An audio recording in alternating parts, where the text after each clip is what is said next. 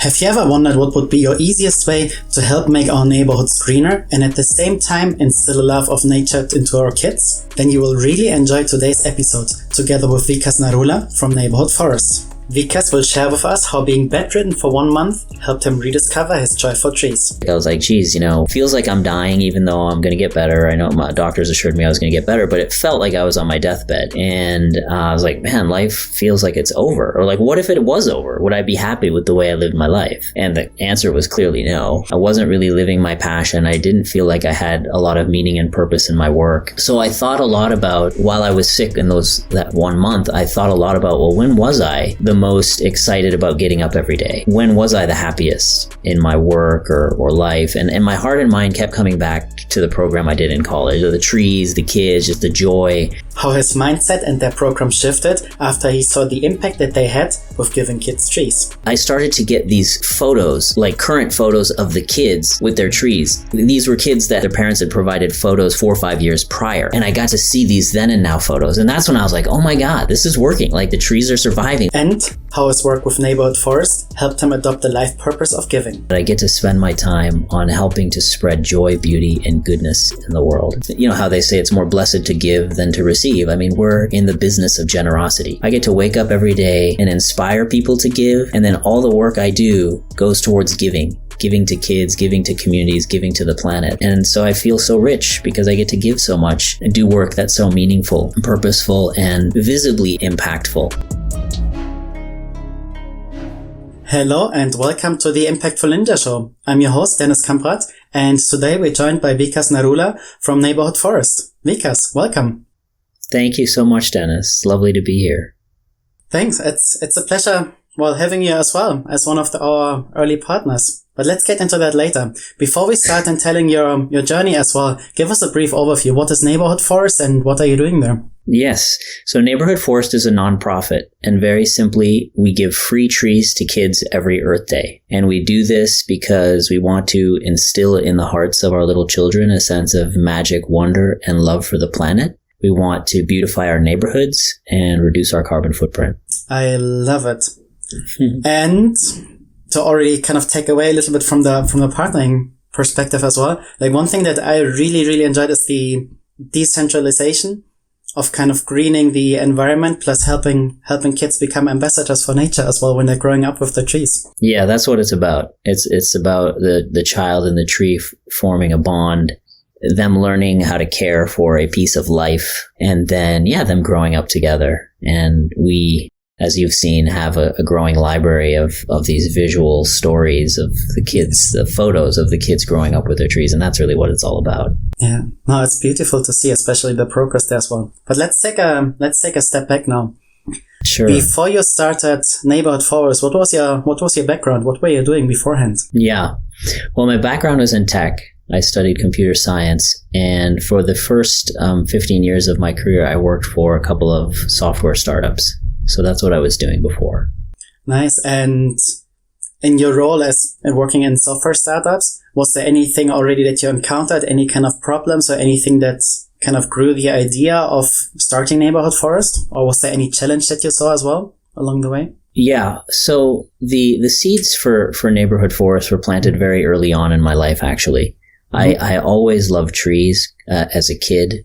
Some of my happiest memories from my childhood were me hanging out in trees, either by myself or with a friend or friends.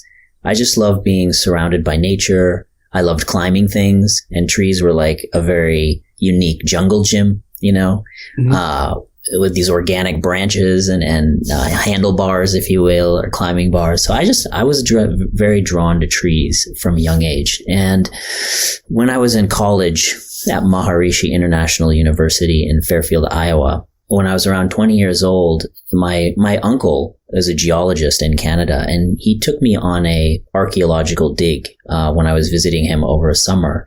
And I was just out in nature. I'd always appreciated nature, but something came over me, and I felt like I really wanted to spend my time and effort in protecting the environment and helping the environment because it's so beautiful and so precious.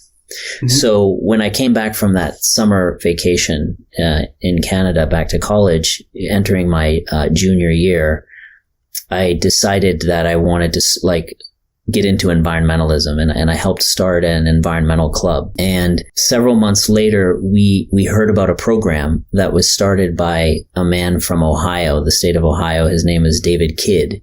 And he had started the first American free tree program, where he would raise money, buy tree seedlings, and give them away for free. And he planted millions of trees this way through people all across Ohio, and I think beyond.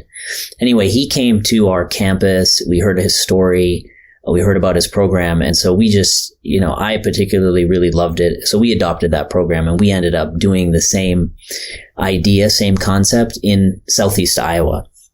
So that was really my first time planting trees, giving away trees to kids, and it just left a lasting impression on me. So when I graduated, I was a little bit torn. I was like, do I pursue my tech background and get go into a software company, or do I pursue my passion and love for the planet and the environment? I don't think it's an either or, but at that time I thought it was, and I went wholeheartedly into a tech career, and that brought me up to Minneapolis. And so that program was always in the back of my mind. I was always like, oh, if there was a way I could make that like a full-time program, or it was so meaningful. Anyway, fast forward 15 years of working, and things really came to a head in my life. I was not happy in my work. I ended up getting very ill. I had to take a month leave off of work. It was kind of a stress-induced illness. Couldn't get out of bed and for 30 days or so. And that really gave me a lot of time to think about my life. It was like a health crisis, midlife crisis, crisis of spirit, or a crisis of purpose and spirit all at once. And so that's when Neighborhood Forest was born, because while I was sick, I was like, geez, feels like I'm dying, even though I'm going to get better. I know my doctors assured me I was going to get better, but it felt like I was on my deathbed. And I was like, man, life feels like it's over. Or like, what if it was over? Would I be happy with the way I lived my life? And the answer was clearly no. I wasn't really living my passion. I didn't feel like I had a lot of meaning and purpose in my work. So I thought a lot about, while I was sick in that 1 month, I thought a lot about, well, when was I the most excited about getting up every day? When was I the happiest in my work or life? And my heart and mind kept coming back to the program I did in college, the trees, the kids, just the joy. And I was like, wow, what would have happened if I would have kept going right after college, if I hadn't went the tech route and just focused on this tree project? And I was kind of kicking myself, thinking, gosh, imagine if I would have spent the 15 years working on that. Where would I be today? And then this quiet whisper came into my consciousness, sort of saying, like, why don't you start now? Better late than never. You're only 38 at that point. So then my despair and sadness and regret turned to excitement and energy. And so right then and there, I the name kind of came to me, and I called a few schools in Minneapolis, including my son's school. He was in kindergarten at that time. I called up a few businesses and said, hey, would you like to sponsor these trees? And like that, Neighborhood Forest was born. And we started by serving 4 schools in Minneapolis in 2010. And now we're serving over 1,500 schools, libraries, and youth groups all across North America. So the forest is growing, the seeds have spread, and it's super gratifying, rewarding. Super grateful for that crisis that I had, because it was like a real wake-up call for me. And I'm grateful to my family, my wife, my brother who was involved early on, my parents, even my kids have been involved in the program. Wouldn't have been able to do it without their support, guidance, efforts. And, a few years ago, the program really hit a tipping point, and we've grown beyond it just being a family, side hustle. And now we're, turning into a more serious nonprofit. Mm-hmm. That's already quite a journey, quite a story. So kind of to slightly recap that, it's basically you always had the passion for trees, you had it in you, and then you had to take the tough decisions like, well, do you go for what you studied at university? Do you go for your professional passion in this sense, or do you go for your true passion from what deep down in your heart probably knew that's what, if you had the choice without any monetary incentives, I would assume that is probably what you would have done straight from the beginning. Exactly. And then it took more than a decade, like 15 years. What I sometimes perceive, because I have somewhat similar story in a sense that after university, I also, instead of just going for the passion, what I'm doing now, I started with consulting, though it was sustainability consulting, but I felt I was kind of in a bubble, and I only really broke out of it when I did a sabbatical. I went to rural Africa and completely unplugged with everything. And it felt like for you, the 30 days of feeling bad in the moment, but probably it was like a blessing at the same time for you to really kind of reset being out of your natural and like work environment and think, okay, what is it that you really want to do? Yes, exactly, Dennis. You nailed it. Keep going. No, and then kind of to go the next step further, you mentioned since you had experience with the program before and you was like, okay, the name somewhat came and you started contacting the first organizations. How was that actually for you? How did you concretely go ahead with the first steps here? Were you just connected to organizations already, reaching out to friends and acquaintances, or did you just have a look, okay, which kind of local organizations could be interested in? And where did you get the trees and any logistics started here at the very beginning? Mm-hmm. Yeah, that's a great question. Because I had done the program years prior in college, I knew how the basic components worked, right? Mm-hmm. You get a school involved, you get some funding, you buy the trees, and then you coordinate the distribution, around Earth Day. So I was very intimate with how the program works. My son was in kindergarten, so I called up his school or maybe sent an email to the principal. There was like a bulletin board, like a recycling bulletin board where you could get free recycled things that I heard about. And I just put an ad on there saying, are there any teachers or schools that would like free trees next spring? And there were a few teachers that reached out to me. So that's how we got our first few schools. And then, I just called like co-ops, grocery co-ops that I thought would be very aligned with our mission. And I just call up their marketing department and say, hey, would you like to sponsor these trees? And once I saw that there was some interest, I was like, okay, let's start small. We don't have to like reach every child tomorrow. We can slowly grow. My vision was that we would like saturate all the schools in Minneapolis, St. Paul, and then all the schools in Minnesota, and we would spread that way. But it was a little different. We did start with several schools in Minneapolis, St. Paul, but then like people were finding us on the internet and we were popping up a few schools in different states across the country. So it was very like popcorn, it didn't follow quite like what I had envisioned, which is fine. Yeah. No, yeah. Beautiful. But it's nice to see that what you envisioned or the program that you were planning, it just created some interest that people from all over the country were kind of reaching out and getting some interest. It's better like this than the other way around, especially since from the business perspective, it's always challenging when you have two different sides that you need to deal with. But it feels like for you, it's even three sides. You have like the whole logistics, you have to get partners and donors on board, and you need to get the people on board to receive the trees. So that's right. Yes. It must have been a lot to handle at the beginning as well, no? Yes and no. I mean, because we were doing it at such a small scale in the early days, we didn't even have a website for the first 2-3 years of our existence. It was all paper process. We'd give these forms to the school, they'd send them home with the kids. But then, I am a tech guy, so I was like, well, I want to make this paperless. I want to build the tech so that save the trees as well, no? Yeah, save the trees and to have scalability potential. And to be honest, Dennis, like for the first 9-10 years of the program, not much happened. I mean, we were adding maybe 10 to 15 schools a year, which in retrospect does not seem like a lot. And it didn't feel like a lot. Like, 10 to 15 schools per year, like it didn't feel, over the span of 10 years, right? It was a very slow growing tree. And to be honest, after the 10-year mark, I almost thought about shutting the program down because I'm like, if we continue to go at this pace, we're not really going to fulfill the mission. It's going too slow. I was impatient and a little frustrated, right? I'm like, why don't more schools want our free trees? And it was really my wife, Priya, who said, don't give up on this. Just don't worry about the outcome. Just do this for the love of it as a way to give back. And you've been at it for 10 years. Now's not the time to be giving up. So, and she's like, if you give up on it, give it to me. I'll do it. So I was like, wow, honey. Okay. So, it was around that time, Dennis, that when my wife kicked me in the butt and said, keep going, right around that time, coincidentally, I started to get these photos, like current photos of the kids with their trees. These were kids that their parents had provided photos 4 or 5 years prior. And I got to see these then and now photos. And that's when I was like, oh my God, this is working. Like the trees are surviving. This is such a compelling visual story. And that was in the spring of 2019. And that's when I was like, you know what? I can't believe I wanted to give up on this program. It really doesn't matter how many kids we reach. Even if one child has this experience, it will be worth it. And so my whole mindset shifted from, this program's not growing, we're not having the impact I want to. It doesn't matter. Just do the work. And within a couple of years, everything took off. So I don't think that's a coincidence either. Like, nice.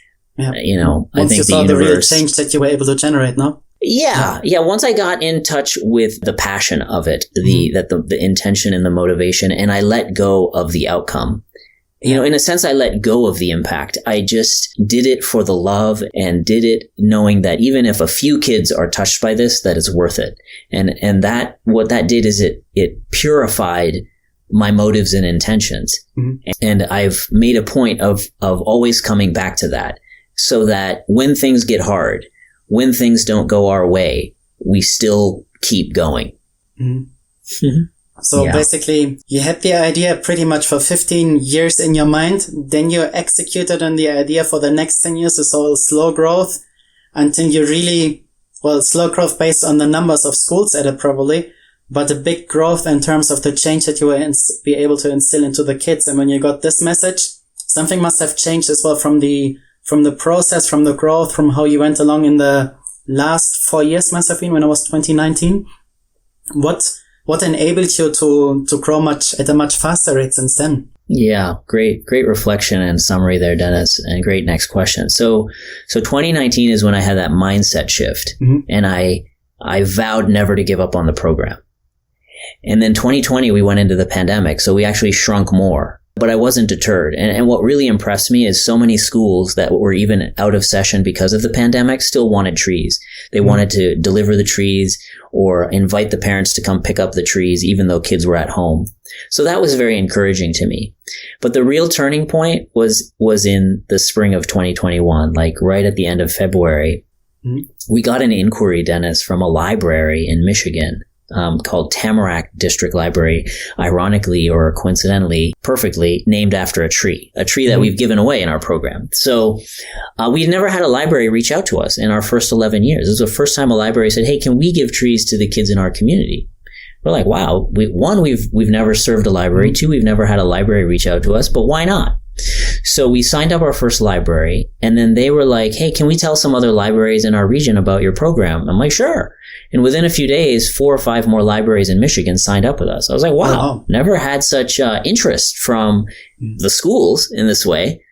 Well, then a few days later, libraries from all across the country were signing up. And I was like, how are they hearing about us? Well, it turns out that Tamarack District Library was part of a Facebook group of thousands of librarians. And they shared about our program in this Facebook group. And we essentially went viral among librarians. Within a few days, we onboarded more schools and libraries than we did in the first 11 years of our program. Oh, wow. It was unbelievable. It was like unfathomable. I mean, so we were adding 10 to 15 schools per year, right? And in 1 week period, Dennis, we onboarded 200 new schools and libraries in 1 week. So it completely changed the course of our destiny. It was like this tipping point, this exponential growth spurt. It was divine and it was unplanned. Wow. And it's sort of the way nature works. Sounds like after 10 years of hard work, you became an overnight success. Exactly. While a school might have been a great fit already, probably with so many things going on, a library sounds like it's even a better fit for, receiving and sharing the trees. Definitely. Yeah, it's definitely cliche. Every overnight success is a 10-year journey. We fit that mold perfectly. And yeah, what we learned is that like the libraries were really like searching for ways to engage their community and bring kids into the library. And they have a little more bandwidth versus the teachers are already so overworked. And so their plates are so full. So pushing this program on them was sometimes more of a burden than a help. Whereas for the library, it was like a perfect match. Like, how do we get, we're coming out of the pandemic. How do we get kids involved in something fun and it's low cost. There's no cost for the library. So for them, the librarians were like, can you just promise us that there's no cost to this program? Like how much they would always ask us. And we're like, it's free. Yeah. And then so for them, it was like, wow, like what a win-win. So yeah. So then the libraries, their involvement actually got more schools involved because they're reaching out to families in their community. Many of them are teachers and the teachers are like, hey, why don't we get our school involved? So they played off of each other beautifully. And we have a lot of Boy Scouts and Girl Scout groups who've joined. So yeah, that library, we have Tamarack District Library has a very special place in our heart. Libraries in general have a very special place in our heart. We love working with them. We love working with our schools. Our program is run through volunteers. Hundreds of thousands of volunteers when you include all the parents and children and folks planting the trees. But the coordinators at each of the institutions we serve, they really make our program sing. Without them, we can't do what we do. Nice. So after getting the libraries involved and after spreading, becoming viral, we have what they shared in Facebook, then also local is kind of bottom up pressure when the kids and the parents is like, hey, school, why don't you reach out to Neighborhood Forest? You want to get involved as well? Give us an overview. Where's Neighborhood Forest now? What is your reach at the moment? Yeah, so we're in almost all 50 states. We're in 5 provinces in Canada. We've given away over 130,000 trees in our last 14 years, but over 100,000 of those trees have been given out just in the last few years since that tipping point. And we're on track to reach 1 million children within the next 3 to 5 years. And our goal is to reach every child in America and North America and eventually the world. So, we still have a lot of room to grow here in North America. We want to branch to other countries, other continents. So we have this big, hairy, audacious goal that's going to keep us busy for generations. Yeah. But I'm very pleased with the way things are unfolding. We have an amazing team in place. We have an amazing mission. We're doing it for the right reasons. There's a great interest in the work we're doing, given everything that's happening in the world. So it just feels that we get to work with wonderful partners. I just feel so blessed. I feel so lucky that I got exposed to this program through David Kidd and my university. I'm grateful for the struggles and especially that turning point 14 years ago where I was bedridden for a month. Like you said, it took me out of my routine and forced me to take a hard look at my life and what I wanted to do with the rest of my time on the planet. It's beautiful. And one point that I really like to emphasize again is when you mentioned that you reached more than 100,000, like you planted more than 100,000 trees in the last couple of years. You aim to reach more than 1 million kids. As when you think about most tree planting organizations or most tree planting programs, you could probably imagine like a bigger forest where they're all kind of centralized together. And if something happens, let's say wildfires, they're all prone to go down. Versus when you plant one tree, it's not just planting one tree, but it's decentralized. And it's one tree plus you're growing the tree and an ambassador for nature with the kids that are growing up together with the tree. So the effect really is not just the tree, but then also the kids learning about nature, getting engaged, taking care of the tree, growing up together with the tree, and ideally also spreading the message and the love. So I think that's one of the points that I really, really like so much about what you're doing. Thank you, Dennis. Yeah, I think there's lots of wonderful tree planting organizations out there doing amazing work, and we tip our hats to all of them. We're all in this together. What differentiates Neighborhood Forest, what makes us unique are these points you mentioned. We're focused on youth engagement. We're focused on urban and residential planting. We're focused on North America. Our program is free. We're volunteer driven, and we've been doing this for 14 years in a row and counting. So all those things combine to make us a unique tree planting organization. Which would also be the perfect transition to kind of let people know what would be the best time and the best way to support you, to support your mission and helping like more kids growing up with trees and become nature ambassadors. Yeah, thank you for asking. Well, on the funding side, it costs us about $5 to get a tree in the hands of a child. And so people can donate on our website. We're always looking for partners. A lot of our funding comes from corporate partners. So if an organization is interested in becoming a partner with us, we'd love to hear from you. If you're a parent, a teacher, a librarian, a youth leader for an organization in North America and you want to give free trees to your community, sign up on our website. We'd love to get you enrolled for Earth Day 2024 and beyond. So those are probably the two main ways. Or if you're interested in being a volunteer, supporting us through your expertise and talents, we're always open to that as well. So those are probably the best ways I think that people can be helpful. Or if you want to help spread our message like you are, Dennis, we'd love for people to know about what we're doing. A lot of people still don't know about us. So the more people who know about us, the more reach we're going to have. We can't do this alone. We're able to do our work because of countless supporters, partners, champions, well-wishers. So we want to grow the movement. One question for the timing, which might be interesting to anyone thinking about supporting you. You mentioned that you're basically handing out the tree seedlings during Earth Week, Earth Day. Yes. When would be the best time, or is there any best time to get involved? Or would that be possible year round anyway? Certainly, the planting, right now, all of our plantings happen around Earth Day, April 22nd to the end of April. So our busy season, when we're really busy, is pretty much January to mid-May. We're like heads down on program execution. The balance of the year, like from June to December, is when we're, retooling, investing in our infrastructure, fundraising, growing our partnerships so that we can continue to reach more children each year. To me, that sounds like if I want to volunteer my time, between January and May would probably be a great time. The rest of the year as well, but this would be the busy season. And if I want to contribute to your program, year round is perfect.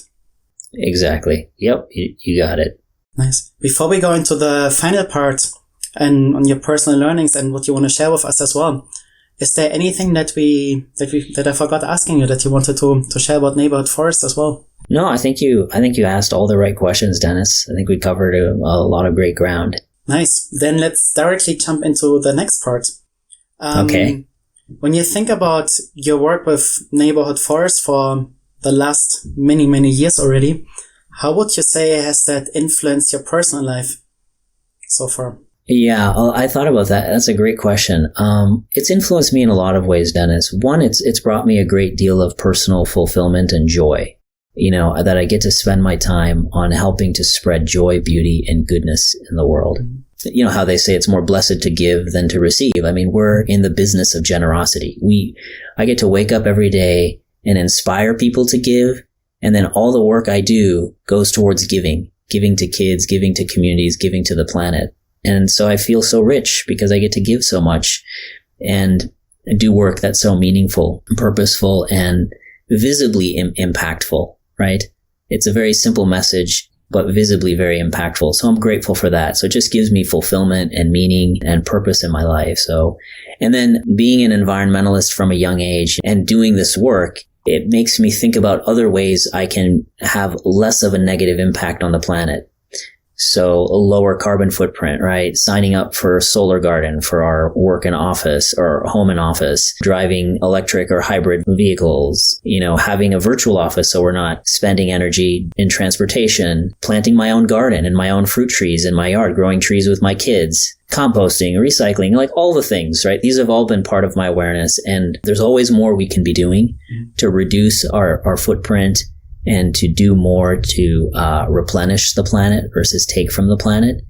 And so that's always front and center when you're working for a nonprofit like Neighborhood Forest.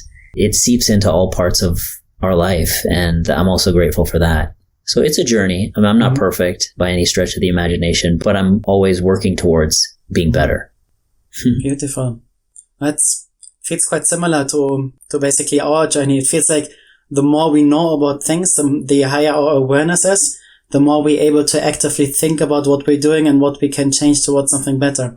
And I really like that, like all the things you mentioned, how you slowly, it seems like, but gradually took like a big step forward, like with every single change that you've been doing. Yes. Nice. Let's get into our final question already. If you had one tip to share with our viewers to become more impactful, what would be your number one tip be? Yeah, I thought about this one, Dennis, quite a bit. And, it made me take a step back and really think about like the state of our world and why we're in the situation we're in. And my personal feeling and belief is that we are where we are because of two very simple things: misguided desire and unbridled desire. Right? Humanity is on this path of more. And what we want more of isn't necessarily good for the planet.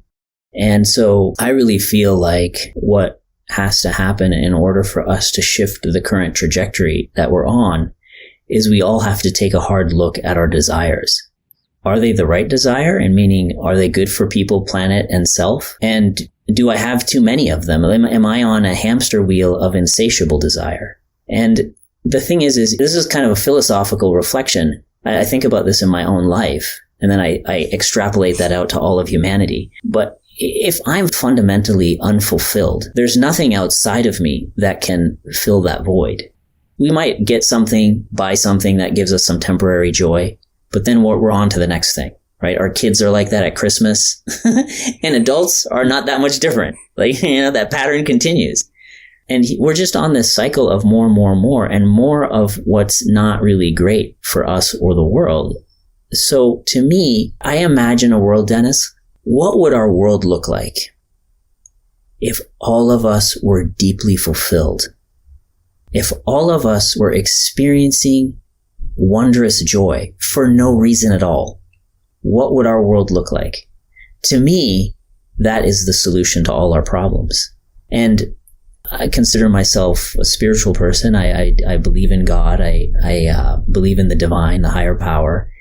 And if you read what the religions and all the great spiritual teachers that have visited our world and expounded their wisdom, they'll say, look, they're all saying the same thing, which is, look, you're not going to be happy truly until you know your own inner divine spirit, which is the source of all joy. And I feel like that's what's missing in the world. We're looking for joy in the wrong places, and no joy is going to truly satisfy us until we know our own divinity. So my tip, coming back to your question, my tip would be find true fulfillment, lasting fulfillment, in whatever way makes sense for you. But I'm of the opinion that that is a personal and deeply spiritual journey. Beautiful. Well, thanks. Thanks so much, Vikas, for sharing that. Thanks so much for sharing your journey and the awesome work you do with Neighborhood Forest, and wishing you all the continued success there as well. Thank you so much, Dennis. You've been a gift to us. Impactful Ninja has had a huge impact on our reach. I'm grateful to you. I'm grateful that we found each other, and I'm looking forward to our collaboration blossoming like a beautiful tree. Same here, my pleasure. Thanks so much. And to everyone else, thanks so much for joining us as well, and stay impactful.